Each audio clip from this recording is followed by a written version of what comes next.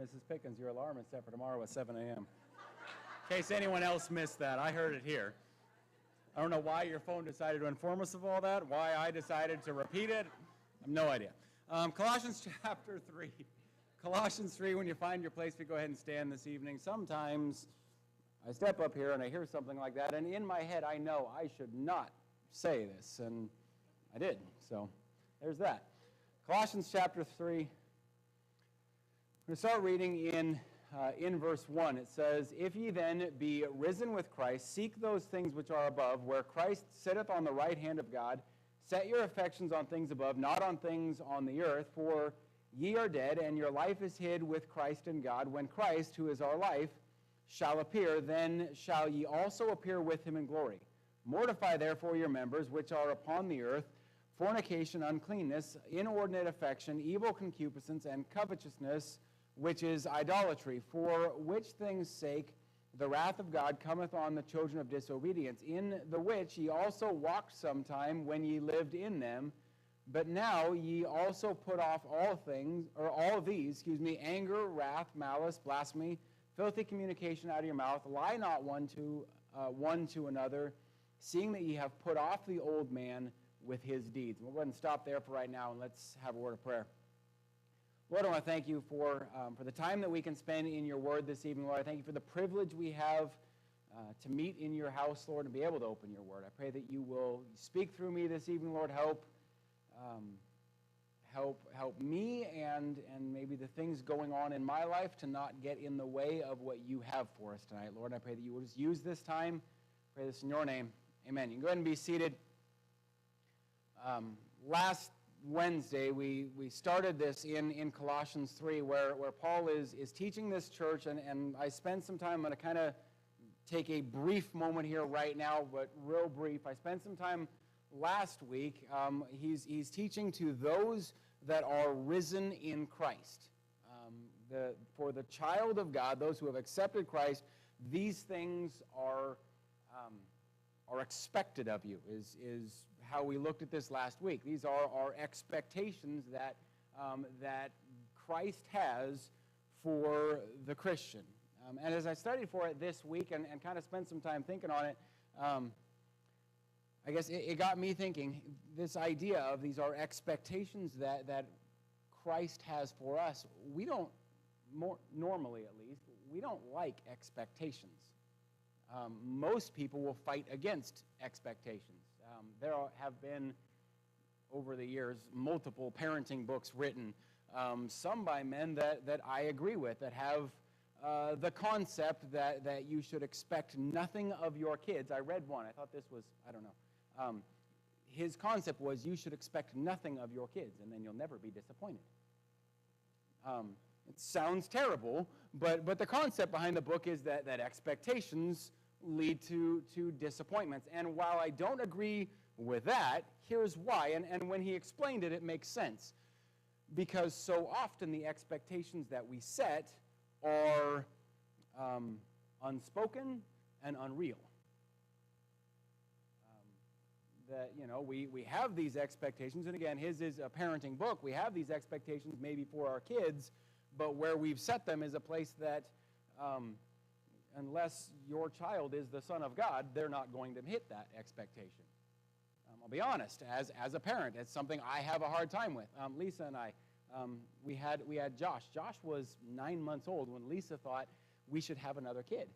And I was not opposed to another kid. I was opposed to 2 kids in diapers at the same time. That just seemed like a bad idea. I was very opposed to that idea. But I was young and inexperienced. She convinced me, well, Josh will be 18 months by the time Kaylee's born. He'll be out of diapers, and I didn't know any better, so it made sense. I was a first-time dad. I didn't realize what was going on. I think she knew, but she tricked me, and it worked. But I had unreal expectations. In my brain, by 18 months old, Josh should know how to go to the bathroom by himself. I had unreal expectations. When Zach was born, Zach is almost 4 years younger than Kaylee. 4 years is a long time. I forgot what it was like to have a baby in the house in 4 years. And I forgot what what it's like having one that much younger. And to be honest, it's something that still I forget because he's enough younger than the others. I think, well, he should do everything they do, right? It's an unreal expectation. Again, there have been books written against them as parents. Expectations as parents often will cause issues. Expectations in friendships will only cause drama. I don't know about you. I don't like drama. There's way too much of it. Why cause extra? But when we expect things from friends, that's what it does. Because again, just like with our kids, we normally don't voice those expectations.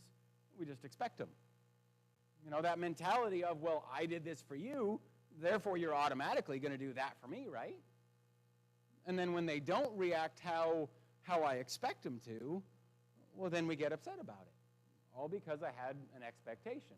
Expectations in marriages is a dangerous thing. It sounds super terrible, but I have, in doing pre-marriage counseling for people, I will pretty much always tell them that expect that your soon-to-be spouse will do nothing. Expect that they will do absolutely nothing, that in the marriage, you are going to have to do everything, and your spouse, and I think I especially say this to the wife, your spouse will be completely helpless. Expect that. Because if you go into it with the attitude that I'm going to do 100% of the work myself, and they go into it with the attitude that they're going to do 100% of the work themselves, then anything that is done together just thrills us. Well, the problem is when we have it expected that, well, they're going to do these things and I'm going to do these things, and then when they don't do exactly what I thought they would do, we get upset about it. I say it to people, I'm sure none of them listen, because then they'll get upset at each other, and you hear these words, well, I just thought. You had an expectation. We don't like expectations. We normally fight against them, and while we don't have a right to expect things, in many cases at least, God has every right to expect of us. Remember, He is, after all, your creator. If I created something, I expect it's going to work a certain way. And I can do that because I made it. If I create something and whatever its purpose is that I create it for, when Edison created a light bulb after a whole bunch of failures, he finally got one, he can expect it's going to light up a room because that's what he created it for. If I create something, I can expect it's going to work a certain way. God created you. He can expect, or he has the right to expect things of you. On top of the fact, I guess just simply put, He is God. So the rules that apply to you and I, the things that you and I should and should not do, don't apply the same to God. An easy example, it's appointed that a man wants to die. It doesn't matter who you are. It doesn't matter your wealth. It doesn't matter your position at your job. No amount of money can change it. You can be the richest person in the world, and the day will come that you will die. I don't know right now. I didn't get an opportunity today to look this up. I don't know right now who is currently considered the richest man alive. I know not long ago it was Jeff Bezos that was considered the richest man alive. Whoever it is. Did you know whoever the richest man alive is, there was someone who was the richest man alive before him, and then that person died? No, because it doesn't matter your wealth. It's appointed on a man who wants to die. It doesn't matter what your position is. You can be the most influential person on the planet, or you can be the most unknown person on the planet. It doesn't matter. It's appointed on a man who wants to die. That's true of every single person. It is a law. It is a law of nature that you cannot get around, but it doesn't apply to God. He's God. He can do things you can't, so it is perfectly acceptable for God to have expectations of the child of God, of the Christian. And that's exactly what we see in Colossians 3. I know last week I mentioned that, not to the same extent. Expectations for the Christian. Now, last week, what I tried to look at, they're the easy things. We spent a minute or two on the concept of dying daily, but most of the message was on the idea of putting on, and it is not too hard. And I say this because it is so common in Christians. It is not too hard to get the idea, well, I can basically just live how I was and just add a few things. I said that last week. I can just, be who I am and then just put a little bit of God in. That really is what most people think that Christianity is. Most people view Christianity as I'm going to live just like the world, doing almost all the same things that I did before, but then I'm going to add a little Jesus into the mix of it. I'm going to live just like I was before. The only difference is I'll go to church once in a while. It's why you get Christianity that still sees it as acceptable to still drink, because they don't want to have to change from the world. They just want to add a little Jesus. Or that's why you get Christianity that is okay with still using the language that the world does, because they don't want to have to change from what they were. They just want to add a little God to what they already have. We don't mind the idea of putting a little Jesus in, but we struggle with the idea of getting rid of the other. But that's exactly what God expects. He doesn't expect you to live just like you were and then add God to it. He expects you to put off some things. 2 Chronicles 7:14, it says, "If my people which are called by my name shall humble themselves and pray and seek my face and turn from their wicked ways." It's not just if my people will pray and seek me. It's what we want to do, is live like we are and we'll pray and seek him. It's not just if my people will pray and seek me, but also they have to turn from their wicked way. Tonight we get into, I have it in my notes in this way, tonight we get into the hard stuff of Colossians 3. Because it's the stuff we get rid of. The things that God expects the child of God to kick out of his life. Tonight I'm going to divide this into two different sections.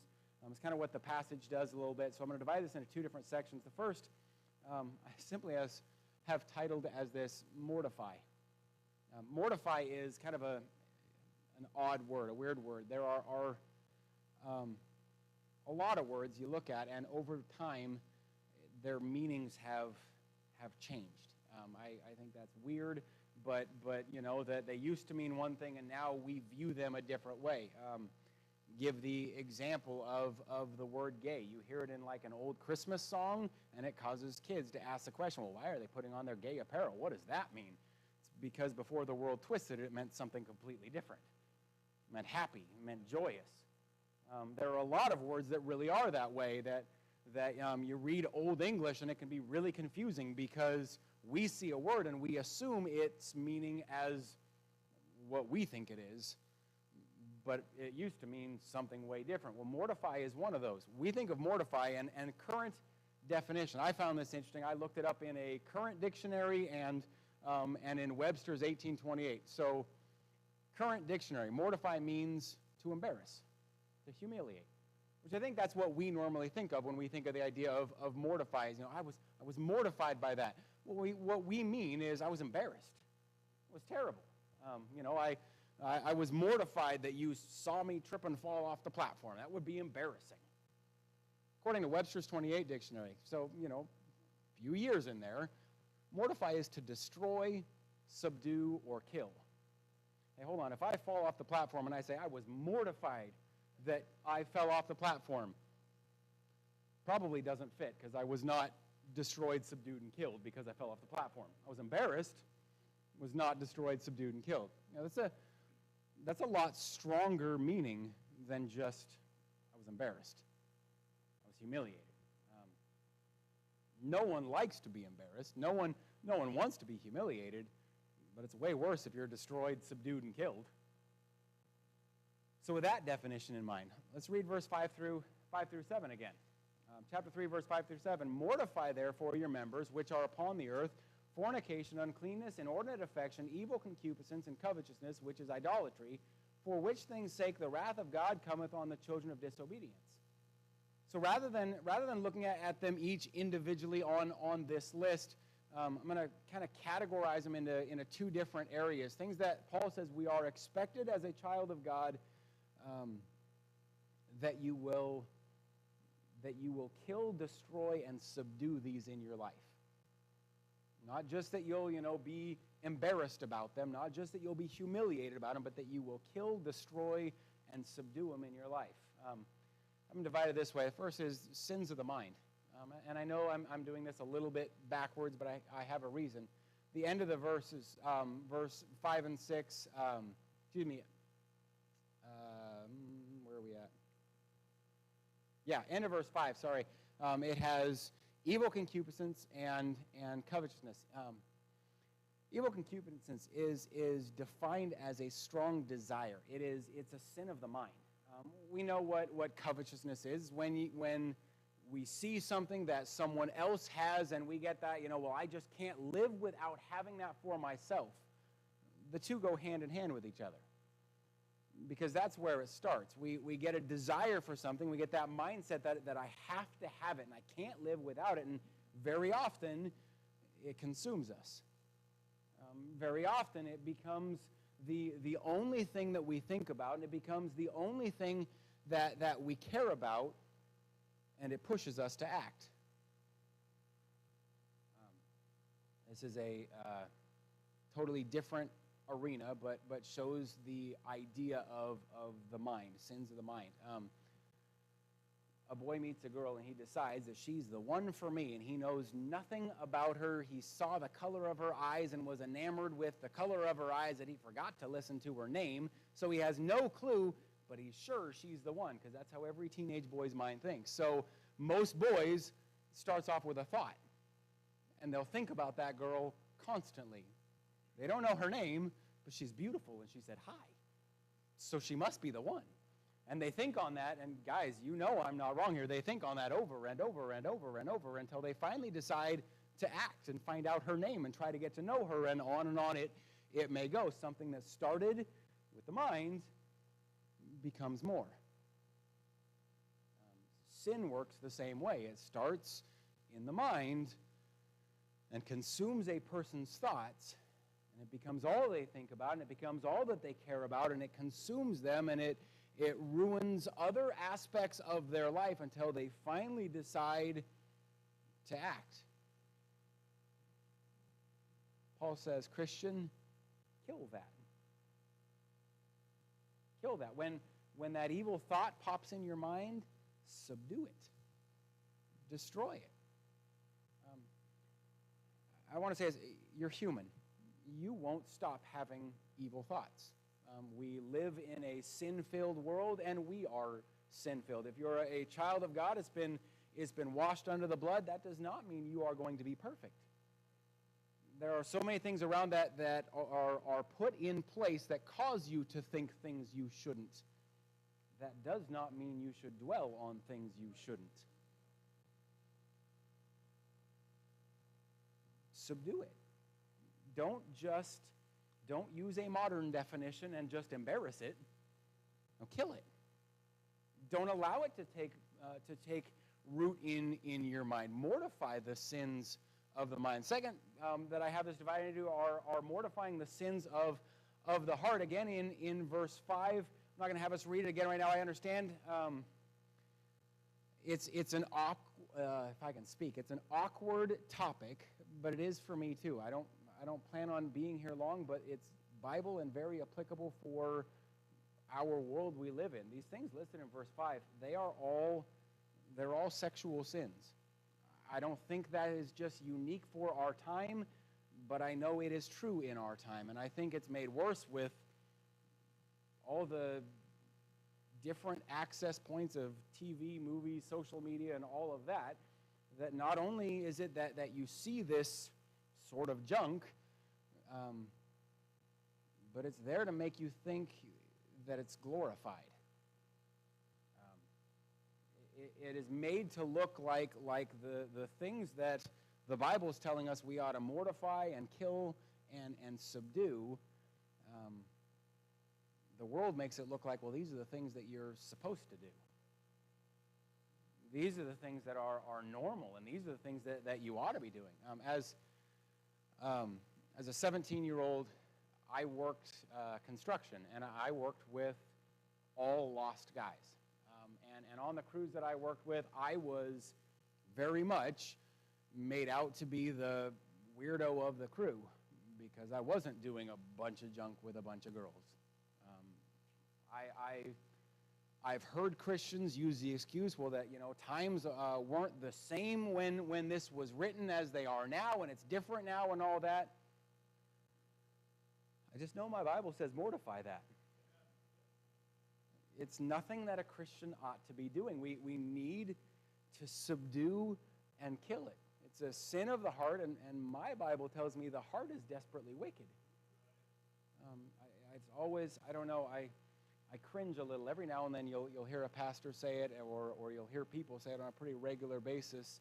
I'm just following my heart, or let me speak from my heart, and I cringe every time I hear that because the heart is desperately wicked. I don't want to hear what that says.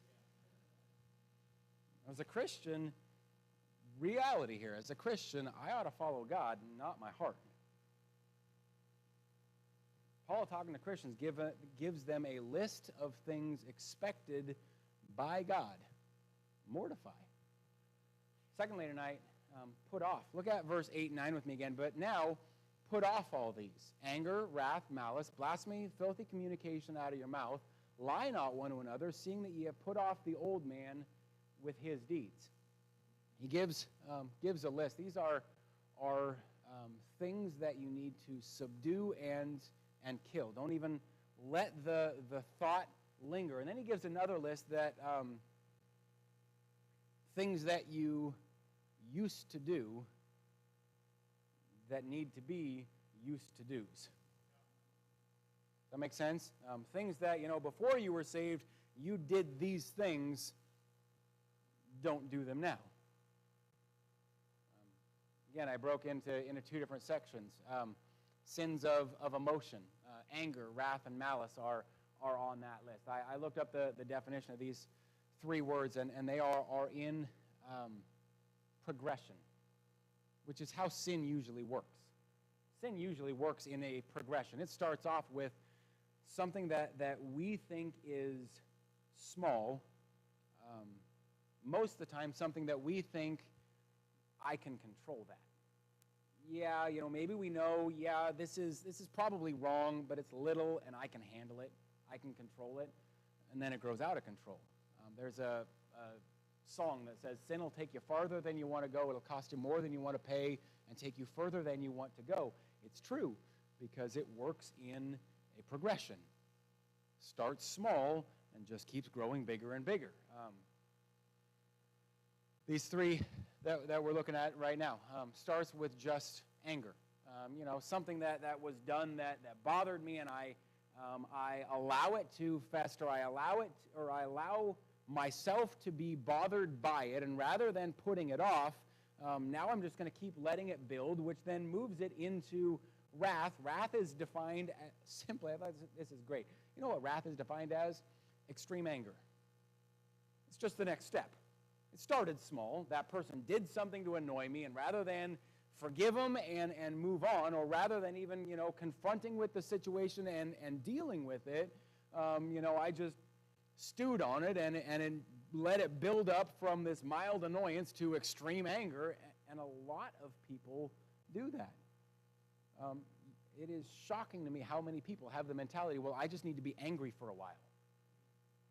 I just need to stew on this for a while. Can I just say, that doesn't help anything. No, it doesn't help anything. All it does is allows it to build. I have never met anyone who says, I just need to be angry for a while, who comes back from that while happier than they were before. They come back angrier than they were before. It doesn't help. It just allows it to build, and once it has built long enough, it'll go from mild annoyance to extreme anger to action. That's where malice comes in.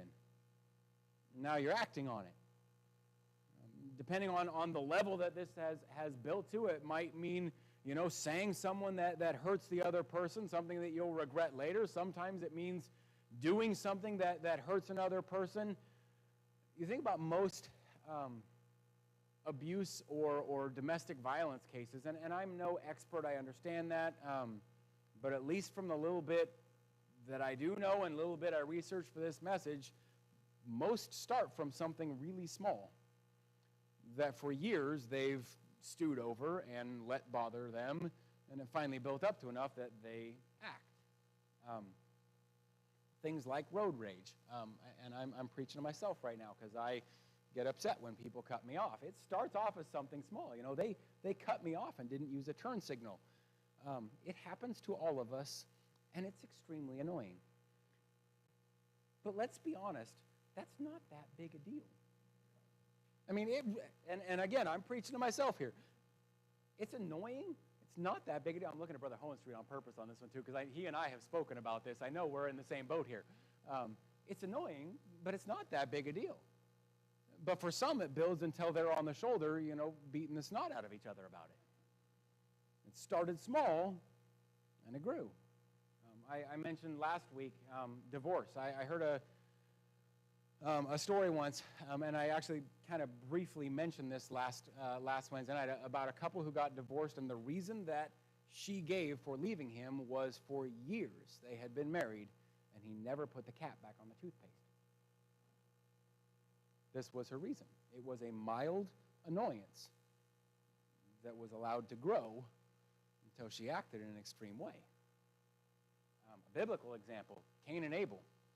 Cain's offering was not accepted by God's, Abel's was. So Cain got mad, and rather than putting it off and dealing with it and correcting it, he continued to think on it and let it build until he saw a chance out in the field and killed his brother. It started small and grew until he acted. They are a progression that we can look at, example after example, showing us the same thing, a sin of emotion that builds.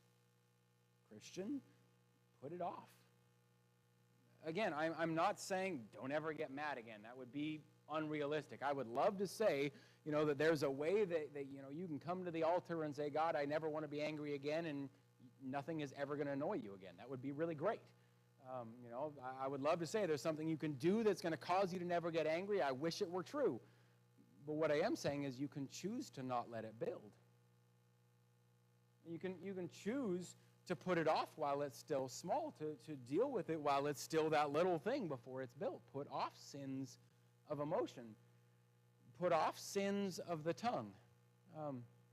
He lists in verse 7 and 8, in the which ye also walked sometime when ye lived in them, but now put off all these, anger, wrath, malice. And then the last part of this verse, blasphemy, filthy communication out of your mouth. Verse 9 as well, lie not one to another, seeing that ye have put off the old man with his deeds. Blasphemy, filthy communication, and lying. I'm not gonna overcomplicate this. These are things I think are pretty obvious a Christian has no business doing. Blasphemy or profane talk, if you will. There is no good excuse for a Christian to be talking like that. I don't care how mad you are, how much someone has annoyed you, how bad your day has been, or how hard you smashed your thumb with the hammer. I don't care what people around you are saying or what's going on. A Christian has no business talking like the world. It's just the reality. There is no excuse. I understand that's difficult. Again, as a teen, I worked with guys who were lost and used all sorts of language. I understand that is not an easy thing, but there is no excuse. Put it off. Filthy communication. I don't think I need to define that. There's no reason for a Christian to talk about those things, or for that matter, to be involved in conversations about those things. There just isn't. Because all it does is leads your mind to things that you were supposed to kill back in point 1. Put it off. Lying. It is no profound, deep thought that a Christian should be honest. But while I understand that, are we living it? It's sad to me how in business, how many Christian businessmen, quote-unquote Christian businessmen, men, are known, have the reputation for being dishonest. But it's true. It's sad how many Christian husbands and wives are lying to each other. Maybe not over, things that are these huge, horrible, but not honest. It's sad how many Christian parents aren't honest with their kids and maybe tell them that or things that they will do and never come through on it. It's sad how many Christian kids are lying to their parents. It's sad how many Christian employees aren't being honest with their bosses, and on and on and on we could go. That shouldn't be true of us. Christian, put it off. Put it off. So, tonight, here's how I want to kind of bring this together. Christianity is not, as I said it in the beginning of the message, Christianity is not just adding some of Christ to who you already are. Christianity is not staying the same sinful person that you were before Christ and then just adding, a few good things to it. No, it's expected that we subdue and kill and put off some things. So I want to end tonight's message with a simple question, but I think if we actually apply it to ourselves, a pretty convicting question. If these are the expectations that God has for us as a child of God, Christian, are you living up to God's expectations for you? I did not say, are you living up to my expectations for you, or pastor's expectations for you, or anyone else in this room's expectations for you. Are you living up to God's expectations for you? And I think if we're honest about it, none of us are living up to it how we ought to. That doesn't mean that God should change his expectations and lower the bar. It means that we ought to change the way we're living. Let's pray. Lord, I pray that you will, Lord, help us to grab a hold of this. It is so easy for us to get kind of this idea that Christianity is just being who I already was and just kind of add a little God into it. Add church or add some good works into it, and that'll be good enough. But you make it really clear. It's not just adding a few good things in. We're to mortify some things. There are some things that we used to do that need to be subdued. There are some things that need to be put away, Lord, and I pray that you'll help us. Lord, help us to truly ask ourselves the question: Are we living up to God's expectations?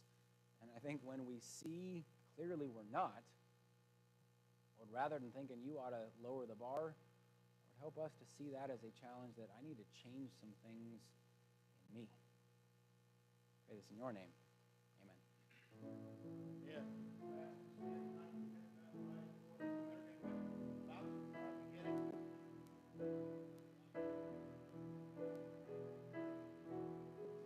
And we want to walk close to the Lord. We want to not lower the bar. We want to raise the bar in our Christian expectation, our Christian walk tonight. As we begin to sing, we invite you to come as the Spirit of God leads.